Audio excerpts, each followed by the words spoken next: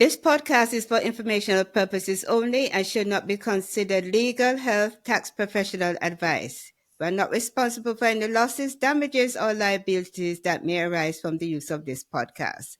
This podcast is not intended to replace professional medical advice. The views expressed in this podcast may not be those of the host or the management. This podcast may contain adult themes, so parental discretion is advised. So welcome. Today's guest is a true beacon of resilience, transformation, and empowerment. Drawing from a deeply personal journey of overcoming a controlling and manipulative adoptive family, Amy has emerged as a powerful coach, course creator, and advocate for those who have endured mental abuse and toxic relationships.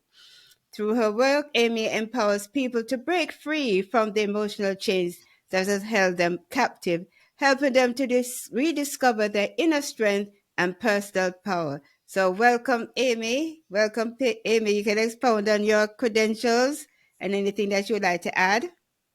Thank you. Thank you very much. Yeah, it's been a long journey, and I'm so excited to be here finally in a position to where I can take my experiences and help other women, other people who are in similar situations right now, and let them know that there is a way out. There is life after manipulation and toxic relationships, and it's actually pretty wonderful once All you break right. free. And Yes. I'm excited to be here, so thank you. Okay. Thank you. So, how did your personal experience with a controlling and manipulative adoptive family shape your understanding of manipulation and mental abuse? It opened my eyes to it. I was very unfamiliar with any of those kind of concepts. This happened from my adopted family who adopted me from a very early age. And so I grew up thinking that these behaviors and my place within the family was very normal. It wasn't until I was an adult and I could really start to see how I was being taken advantage of and the abuses and gaining friendships and learning that my situation was very abnormal. And that's what it really took for me to figure out what was going on for me. And with the help of a very intuitive doctor, um, I was able to recognize, study, figure everything out, the games, and get free. Okay. So, you were adopted, and these manipulative behavior was with your adopted family, your mom, your dad, your. Yeah, so I was adopted at a very early age, adopted away from a neglectful mother. So my adopted mother is the only mother I've ever known. I was a baby when this all happened. And I grew up with the idea that, this family saved me, which they did. I'm very thankful for what they did for me, when I was in the helpless infant, Right. and it wasn't until my adoptive mother had come down with some mental illnesses, and her and my adopted father decided to go ahead and divorce. And it was just me and her for the longest time.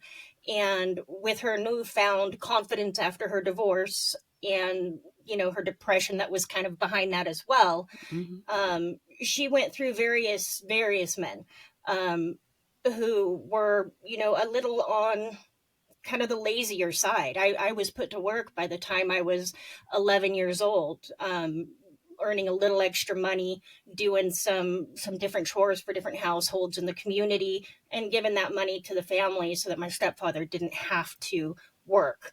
My mother, she had her issues, physical issues, mental issues as well. She couldn't work very much. And so in order to support the family, I had to go to work at such a young age and still continue to go to school. And I got my first full-time job at the age of 13, to help support the family, continue to go to school while my mother and my stepfather would stay at home most of the time. They would have odd jobs here and there, get employed for a little bit before they got terminated or fired. And so I ended up having to grow up really fast and be that responsible one really fast. So I got to miss a lot of my adolescence growing up, going to the high school dances and having, boyfriends and romantic encounters at that age and little social clubs back then. It really didn't get to happen for me because I was working 40 hours, at McDonald's and still trying to pull a 4.0 GPA because I knew that education was going to be my key to not being in a position that my mother's in. So I worked really hard to try to maintain that. And everything kind of came to a head one night when my stepfather decided to, while I was at work, I worked till about 11 o'clock that night, closing the restaurant down, walked home 2 miles to find that my stepdad was completely emptying our house and that my mother was in the hospital. And I'd not known that she had made it into the hospital. She had had a flare up of one of her conditions back then, and they admitted her for about 3 days. And so he's packing up the car, taking everything with him. And the hospital wouldn't let me in. It was after visiting hours. So I was either to go home and just watch this man take everything from me and my mother, especially after I worked so hard for both of them to help provide for us. And that's when, the depression kind of started to hit me, in the reality of my life is not kind of going the way it needs to be going, and this very stuck feeling was kind of coming over me. I've got my mother who is helpless essentially in the hospital. I've got this man who's taking advantage and pretty much robbing the entire house of anything that he wanted to take with him while she was gone. And so what was I to do? And I ended up just going to, a coworker's house for the night. And my mother didn't know where I was, very scared, of course, called the police and put a missing persons case out and all that fun stuff, but later found that I was there. And I thank God that I had those people, my friend and her parents, in the moment, because I'm not sure how that would have ended if I had nowhere else to go in that moment. And right after that, my brother, who is 11 years older than me, my adopted brother, was called, and he had always been like the cleanup crew, I guess, of the family whenever my mother's life had, taken a drastic turn such as this. And he was living in California at the time. We were out in Kansas, and he was in his car as fast as he could to come and pick us up. And him and I had always had a very close relationship like that. He had always been the protector of our family, and my mother. But there was a lot of things that I didn't know from when I was a much younger child about my brother. But at this point, he was my big brother. He was my knight in shining armor. He was the one who saved us anytime my mother and I were having issues after her and my father divorced. And so wholeheartedly trusting, we packed everything and moved with him to California. And I finished high school. I didn't have to work anymore after that to provide for the family. And I got to have a little bit of a taste of what an adolescence, was, a teenage life was, for about a year before I hit adulthood. And made some bad decisions, as all teenagers do, decided to get married very early, divorced within 6 months because I realized what a mistake I had made. After that, my brother had moved up to Oregon, and I was down in San Diego by myself and looking at the beginning of my life and the few bad decisions I had already made. And I'm like, okay, I need a little bit of help getting started, getting up and running, and having somebody that I can go talk to and trust that's going to be my rock while I try to put some sort of a life together for myself. So I packed up and I moved up to Oregon with him. Before I did that, I had a lot of family telling me, don't do it, don't go, don't move in with him. I know you guys have a close relationship, but you need to have a close relationship away from each other. Trust me, I don't want to go into the details, but he will ruin you. And this was very odd, very perplexing. I'd never seen anybody talk about my brother this way. I'd never seen any side of him that would even make me think that he would even try to do anything that would hurt me in any way. And I just scoffed it off. Maybe those two just didn't get along, right? Or those particular family members, they have their issues. It happens in families. So I just brushed it off, moved up here. And it was within 6 months after I moved up here, he quit his job. And I was the only one working. I was fresh out of pharmacy tech school and making about $13 an hour, which back then was decent, but it wasn't enough to support a family by any means. And so it went on for about a year where he was unemployed and I was the only one working. He was getting benefits and whatnot, so we were fine at that time. But then 2 years came. By year 3, he still didn't have a job. All of his benefits had stopped. I had been supporting him for about 2 years at this point. By year 3, I had my first child. My lovely son, who's 22 now. Oh my goodness. But I had my first child, and so now I'm taking care of my brother and this child by myself. My son's father, he decided that fatherhood wasn't for him, and so it was just us 3. And I could never get it through him to get a job. I started getting depressed because I just couldn't do it. And on the other end, I couldn't stand up to my brother either. All I could do was just encourage him. Oh, one day you're going to get a job. I know you're going to get the right one. Every excuse I got from him was, I'm either overqualified for everything that I'm applying for and they won't even talk to me, or I'm underqualified for everything I'm applying for and they just skip right on by me. 5 years of this, and I'm supporting him. My mother ends up moving back in with us after her and her roommate's relationship had kind of gone south. And so now here I am 5 years supporting everybody again, my brother, my mother, and now my son. And I just couldn't do it. So the depression was hitting, and the anxiety and the pressure of being financially responsible for all these people who would not step up and help. And it still didn't dawn on me what was happening. I went to a doctor thinking something was wrong with me because I was so depressed, and the anxiety and the stress. I thought that a pill would fix it. And I went into the doctor, and they sure enough gave me medication for depression, gave me medication for anxiety. Wasn't working. A couple appointments later, we're going to change things up. We did. Still not working. Put me into some therapy. Now my brother starts to get involved because he sees I'm going through this, trying to make myself better so that I can provide for everybody better.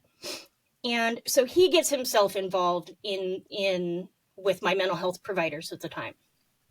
And all of a sudden, I am getting diagnosed with some pretty serious mental conditions and getting put on some pretty serious mental health drugs that I never should have been on.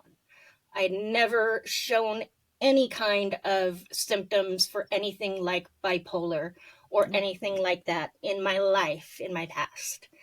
And all of a sudden, these are my problems mixed with a paranoid delusion, anxiety, fueled depression on top of it. And so the medications that this doctor had me on probably should have been illegal, what he had done. But he was under the advice of my brother.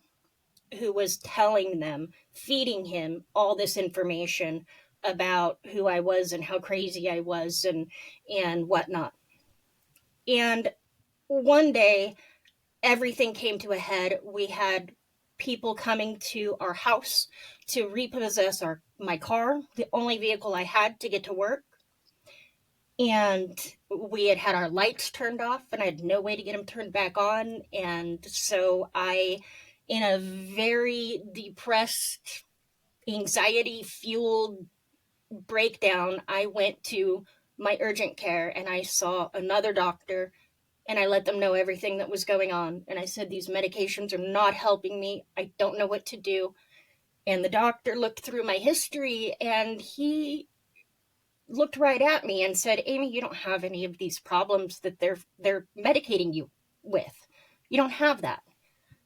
I can see here, and from what you're telling me, that your situation, your problems are very much situational. When you change your situation, your problems in your mind and your emotional problems are going to go away. These medications are not going to fix you. They're not for you. You are not bipolar. You do not have these paranoid delusions. You will have them if you continue taking these medications at this rate. He sent some information off to my normal doctor and gave me a lot to think about. A lot. It took me roughly a month to process all of that because I didn't want to believe that somebody I had trusted for all these years was doing something like this to me. And for what? For the ability to not work, the ability to stay home and just do whatever they want when they want. It seemed so far-fetched to me, but it was my reality. And I had to figure out a way that I was either going to accept it and deal with it and just keep going on like this, or I had to get out and I had to get my son out and I had to make a change. And that's what I did. And that's what I did. It all came to a head one day. And when I finally confronted my brother, after a month or so of thinking about what this doctor had told me, I finally confronted him. And at that point, all of the narcissistic personalities really started to surface in him. How could you do this to me? What am I going to do now? You're just going to abandon me. I've been there for you. I've been there for mom. What am I going to do with mom? Who's going to take care of her now? What's going to happen to the family if you just pick up and go? And it was really hard for me to have to look at him and tell him that this is not my problem. My son is my problem, and he's the one that I'm responsible for. And you are a very capable grown man who can get out there and take care of himself with the right motivation. And clearly, I'm enabling you. And that was the start of the end of our relationship, pretty much. So, do you think he was trying to get you on all that medication so you could claim disability or something? I I'm trying to believe figure out so. what was the logic. I believe it was. He always wanted me to try to sign up for all kinds of state and federal benefits and grants of different kinds.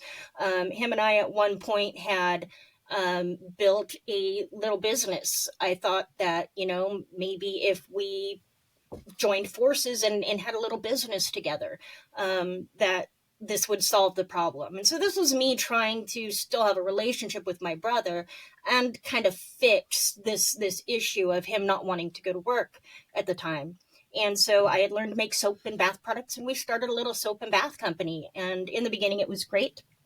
And then that's when, we started really getting into some financial problems, because now I'm not putting in 40 hours at a paying job anymore. I'm putting it all into this company. We're making a little bit through farmers markets and trade shows and a small online store, but we're not big by any means. We had just started. And I thought this was going to be the answer to everything. And his idea was that if he could get me on Social Security, if he could get me on the state benefits and programs, that I could collect that money and he can run this business and we can run this business at the same time. And so that was his way of trying to figure out how I could put more time in the business and stick around. And so it it was very a hurtful thing for sure. Yes. But that was definitely the motivation, was to get Mm. that money, that free money.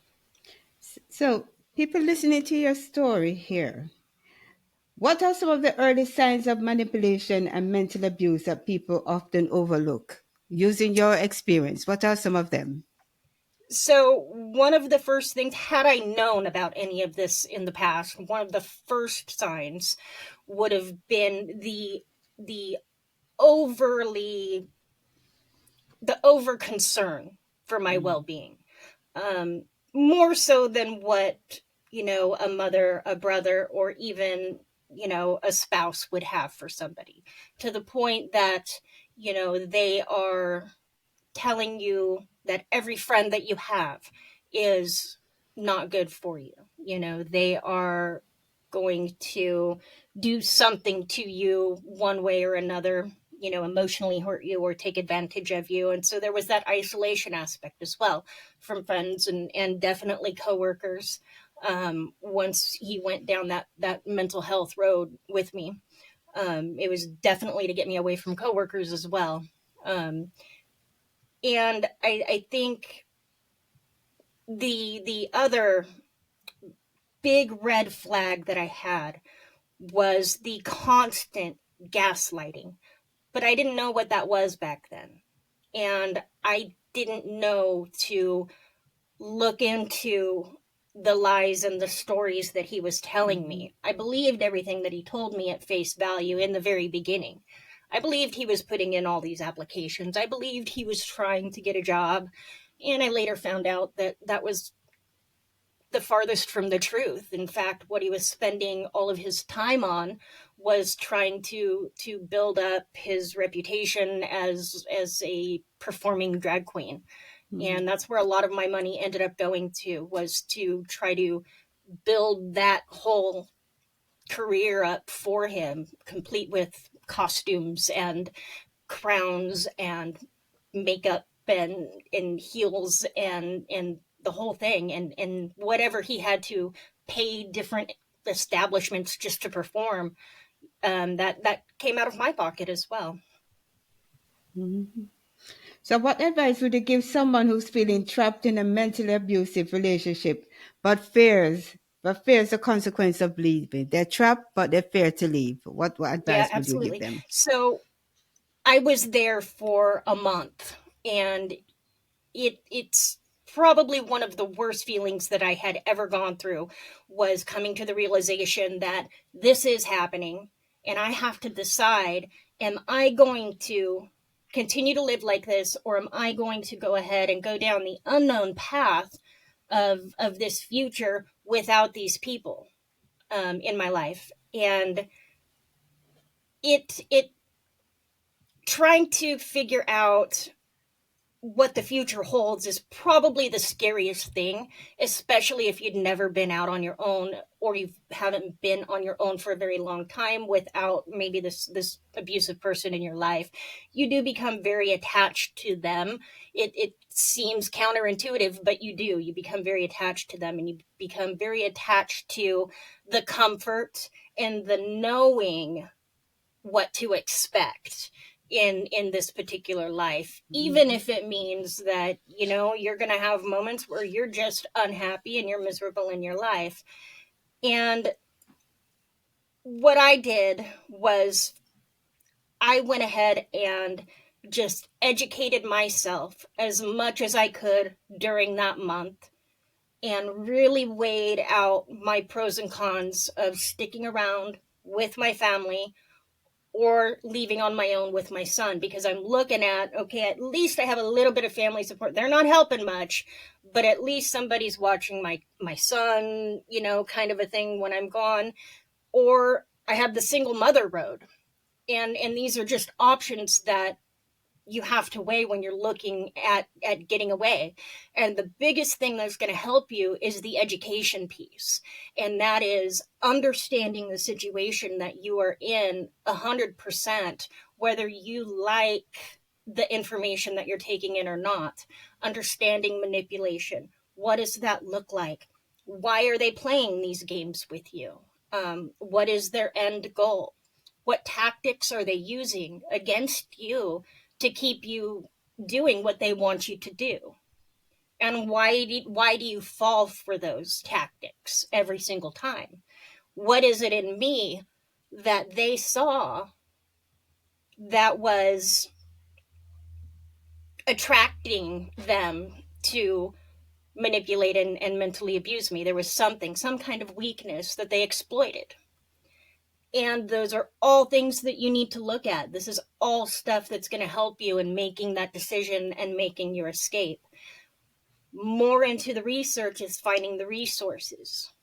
And there's plenty of charities and government resources that are available to help get away in a situation and help get you set up. I went through an organization through my county that helped get me and my son into an apartment so we didn't have to pay first and last month. And so they moved us into this apartment knowing the situation that I was coming from. And I had no job and I had no money, but I had a place for me and my son to sleep.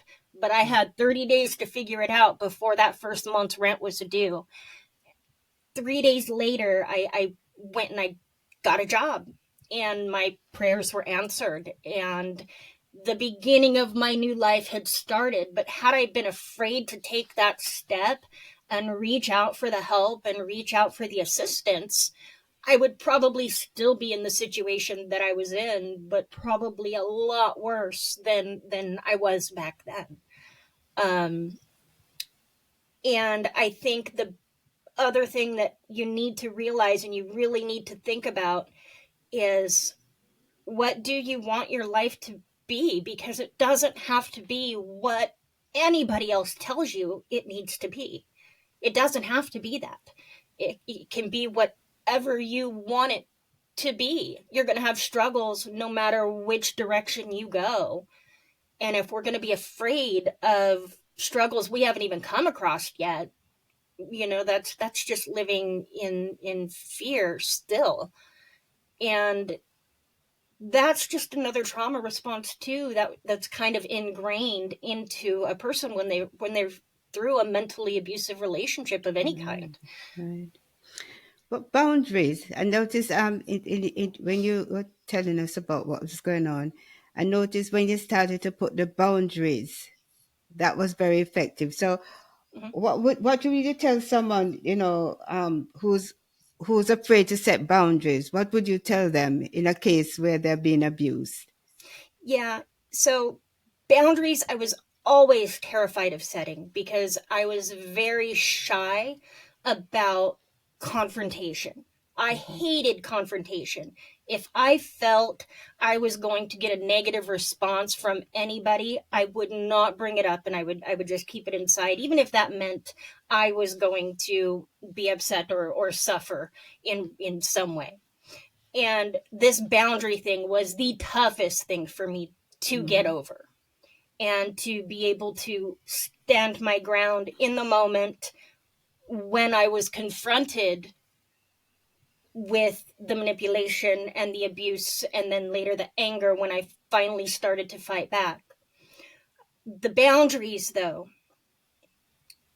you have to get to the point where you are setting these boundaries out of self-love and self-preservation, because you hear all the time about setting boundaries, and it's easy to say, okay, I'm going to set this boundary with this person, they're not going to call me after 9 p.m. anymore, whatever the boundary is, but then they call you and you end up picking up the phone. You've decided, you haven't put that boundary from a perspective of self-love and preservation and self-esteem, really. Um, and that's where it needs to come from. Otherwise, you're just putting words out there. And people are going to test those boundaries every single time, especially an abuser. Especially an abuser. They're always going to test your boundaries. And so if they do not come from deep inside of you for your own self-love and your own self-preservation, you're not going to uphold those boundaries. And that's where you have to get in touch with those feelings, the negative energy, and you have to decide, I'm not going to live like this anymore, and get angry about it and let yourself feel that and allow yourself to feel that, because you hadn't allowed yourself to feel that in the past. So, Once you so can feel that, that's mhm. when everything kind of just starts to click and everything starts to go your way. And those boundaries, you are much more likely to uphold them in your life, and especially against somebody like a mentally abusive person. Yeah. So, what are the most common emotional hurdles that where people start to reclaim their personal power? What are the common hurdles that they have to overcome, and how do you help them overcome the persons that you speak to? So, one of the biggest hurdles, kind of tying into what we were just talking about with the boundaries, is the self love. And this is Yes. where a lot of these issues for people who have been victimized by mental abuse, this is where it kind of all comes from and starts with, is that inability to see yourself in any kind of a loving light, getting that validation from other people in your life. So for me, when I was a kid, it was this adopted family, and it wasn't all of them. It was just, my mother and my brother. Everybody else in that family was great. Um, but that self-love kind of, I was never taught how to do that. And a big reason for that was I never saw my adopted mother have any kind of self-love for herself, constantly depressed and all that. And so it goes back to my childhood, and so the lack of self-love. And that's one thing that we really try to address and drive home and instill in our clients, is how to find that self-love, how to actually love yourself for who you are, flaws included, because we are all perfectly flawed, and it's our flaws that make us unique. And the flaws are what gives us a drive to do better in Right. our lives. And when we don't look at stuff in that kind of a light, it leads to that negative self-image. Mm-hmm. And when we only think of ourselves in a negative self light, we are much more susceptible to falling for the lies and the abuse and the manipulation, and we are less likely to stand up for ourselves. And so the very first thing we got to do is instill the self-love. Yes. But if somebody, how does one distinguish between constructive criticism and manipulation? Because they're sort of near, but how can you tell the difference? So constructive criticism is going to come from a place, and you can tell this in the tone of a person Mm-hmm, and the mm-hmm, actions of the person that's providing you with the criticism. It comes from a place of love, and I want to see you succeed. On the other end, a manipulative person, it's coming from a malicious place, and they can make it look like it's coming from a place of love too. like in And your that's the case. biggest trick, Mm-hmm, is being able to determine what place are they truly coming from and what are their true intentions. One of the other things that I like to teach is the different ways that manipulators can use some of this kind of information kind of against you and turn it into what it looks like to be something that's very caring, something that is very concerned for you. And the only way to really be able to look and see if these people, if anybody has true intentions or if they have malicious intentions, is to really know this person that you're talking with, Right. right? And the way you do that is by learning a bit about human behavior. You learn about the people that are around you. You learn their body language. You learn their tones. You learn how to be able to read the different individuals that are in your life. And you can tell, kind of like a snap of the fingers, really, when somebody has turned malicious versus caring. And it's a very slight change. It's a very slight, subtle facial expression that they do make.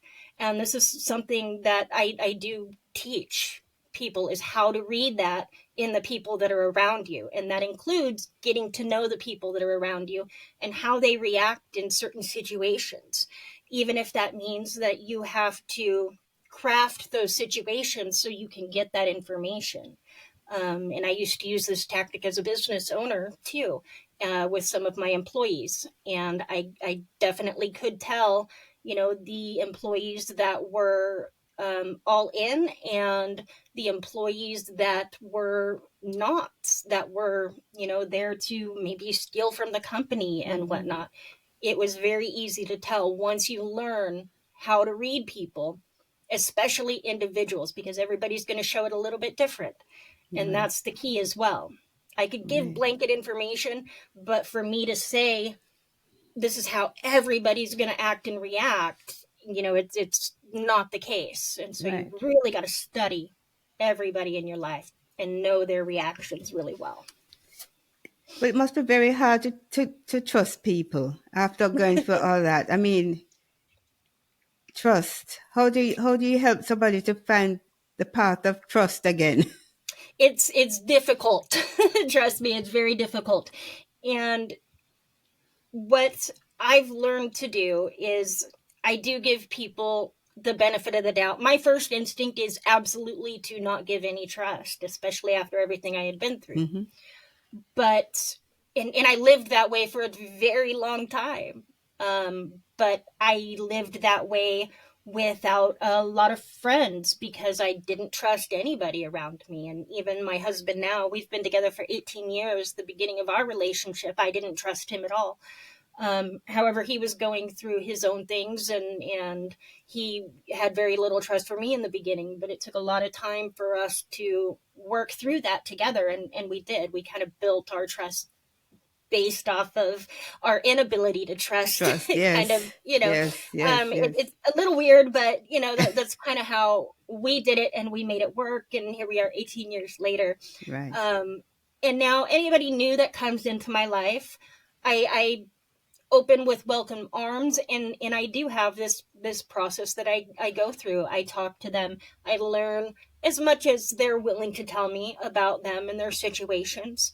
I use humor to get a baseline of what it looks like when they're in a good mood, so that I can tell when they're not in a good mood. And so I do have these tricks that I use to try to read people, and I use a lot of face reading, emotion reading with the people that are around me. And when I do start to see the signs of any kind of manipulation or any kind of distrust starting to form, I do start to distance myself from those people, at least for a little while, until the situation kind of blows over. Yeah. Sometimes we're looking, when you're in the situation, you don't really see the things, but Mhm. somebody looking from the outside in would say, oh my gosh, this person is manipulating this person. And, but how do you help someone who's in a situation that they're being manipulated? How can you help them? What advice would you give somebody who wants to help somebody who's in a manipulative, abusive situation? It's tough because you can see what is happening to them, and maybe they can't see it or they just Yeah. don't want to see it. And that's the really tough spot about being the friend that cares about the one who can see what's going on. And you want to help them, you want to get them away. I've had other friends who've been in physically abusive relationships, and as a boss, I've had employees who were in physically abusive relationships.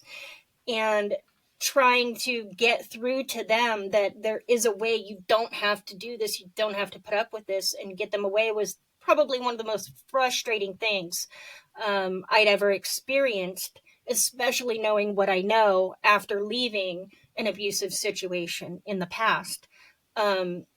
But it's very difficult if they're not in a place that they're willing to accept it yet. It's really hard, and there's not a whole lot that you can do until they are. But what you can do is continue to feed them information. So Right. education and knowledge is power. And when they're sitting at home alone and they're thinking about the fight they just got into with their significant other or their parents, whoever is the abuser, right? They're thinking about that. They're thinking about the information that you've given them too. And I've just come out with a guide that is on my social media channels called From Confusion to Clarity 10 Signs of a Manipulative and Mentally Abusive Relationship. And it's a guide that you can download free and send it to your friends and your family that you care about, and give them the information, get it in front of them, get them to start thinking about it, get them to start looking into it. The more information you give them, the better. Right, right, right, right. We could go on for hours. I mean, this is such an I interesting know. topic, yes. But the last question, Yeah. what is the most important message you want to leave with individuals who are just beginning their journey of reclaiming their self-worth after abuse? My message is, it's hard right now. It's the toughest right after you've left, because you're still dealing with the abuse in your mind. And that's going to be one of the toughest things that you are ever going to face, is yourself after you've removed yourself from the abuse. But it is so much better with time, so much better with putting yourself out there. When you start to live your life, construct your life, do things to get out of your head, get out of the head. They've brainwashed you. They've fed your head with all kinds of lies for their manipulative purposes. And so you've got to rewire your brain. You've got to do that. You've got to do that through family that you can trust, friends that you can trust and love, church groups, if you're religious, absolutely. Community centers, get involved in groups. If you've got children, get involved as much as you can with their school or other parents in the same activities as your kids. But the biggest thing that you can do for yourself is just get yourself out there and start living again and get out of your head. If you stay at home in your apartment or your home and you don't have any human connection and you just stay in that spot, that's where you're going to stay for a very long time. And it's going to be a lot harder to pull yourself out of it the longer that you stay there. When you get out, go start living a life of things that you want to do as soon as you can. You don't have the money, go do free stuff. Go for walks in the park, go for hikes, stuff that you can do just to get out and get out of your head. Wow. Thank you so much. Thank you so much, Amy, for your wisdom, for Thank just you. being your authentic self. How about that? Thank you. I'm sure that it will help others to see that their past does not define their future. It's Absolutely. beautiful. Such beautiful. So, would you mind telling our audience how to get in touch with you? Absolutely. So you can find me on Facebook. You can search for me, Amy Pease, or you can search for my page, which is called Passion from Pain. I also have TikTok where I upload videos. I've got a good friend of mine who actually just released a book about physically abusive situations, and we do a lot of collaborating together, have a lot of good conversations on lives, and so that's a good place to come and watch our videos and our conversations together. And I also have an Instagram that I just started, so it's kind of small still, but it's out there. If you like Instagram, I'm just starting to get there, and I would love to build it. On my Instagram, Facebook, and TikTok, you can find the link for my free guide for confusion from confusion to clarity. If you need that resource guide for yourself, or if you want to download it for a friend, please do. Download it as much as you want, give it to as many people as you want, spread the message that this is a real thing, this is an abusive situation. If it isn't physical abuse, it's still abuse. Abuse is abuse. Right. And do not, absolutely do not discredit your abuse. Right. What you could do, if you send me the information, I can put it in the Yeah, notes that they can absolutely. I'll see send you. you the link.